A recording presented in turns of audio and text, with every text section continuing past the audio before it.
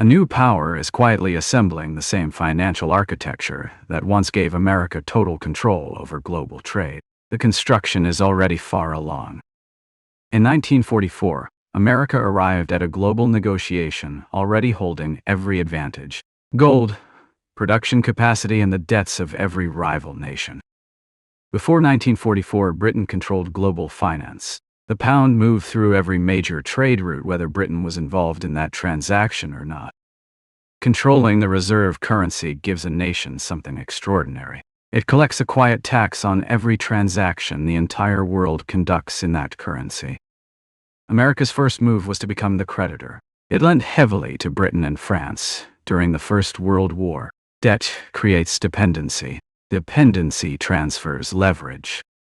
America then accumulated gold continuously through the 20s and 30s. By 1944, it held 70% of all global gold reserves.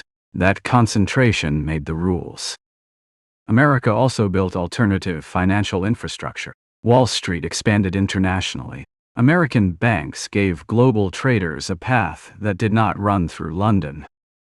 Britain exhausted itself through 2 world wars. By 1944, it was financially dependent on American support.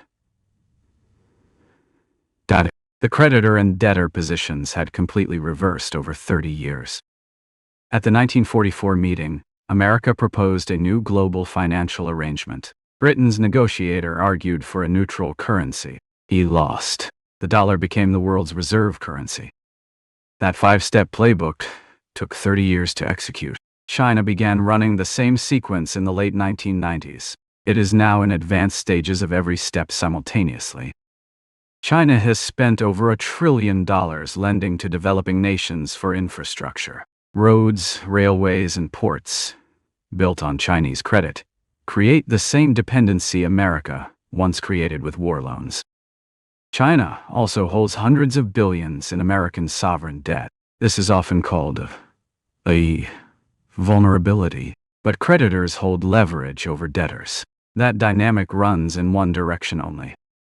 Since 2009, China has been accumulating gold at an accelerating pace.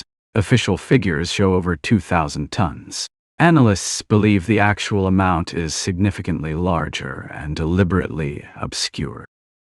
Gold matters because it exists outside every nation's financial system. It cannot be frozen. It cannot be sanctioned. In 2022, $300 billion of Russian reserves were locked overnight. Gold holdings were not. China built a parallel international payment network connecting over 1,000 financial institutions across more than 100 countries. It is not a full replacement yet. It grows every year. Subscribers to this channel will see future videos tracking each expansion phase as it happens.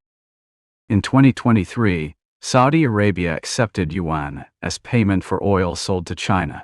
The petrodollar system has been the backbone of dollar dominance since the 1970s. Each exception erodes the foundation. Russia, India, and Brazil have each separately moved toward non-dollar trade settlement. These are not random developments. Each bilateral shift reduces the volume of trade that requires dollars to function. America's national debt now exceeds $36 trillion. Interest payments alone cross $1 trillion per year. The political system has not produced a credible path to reverse this trajectory. The dollar represented 71% of global reserves in 2001. It represents approximately 59% today. A 12-point decline in 20 years. The direction of change matters more than the current share. Britain also had real advantages in 1944. Rule of law, deep financial institutions, allied networks. Those advantages slowed the transition. They did not stop it. The process simply took longer than expected. Britain went to the 1944 meeting as the holder of the world's reserve currency. The shift did not happen gradually. It crystallized at a single moment when structural erosion became a new permanent arrangement. The system that carries the cost of past decisions continues operating. The debt accumulates. The alternative infrastructure expands. The gold moves. The current arrangement holds, for now, as it always does before it doesn't.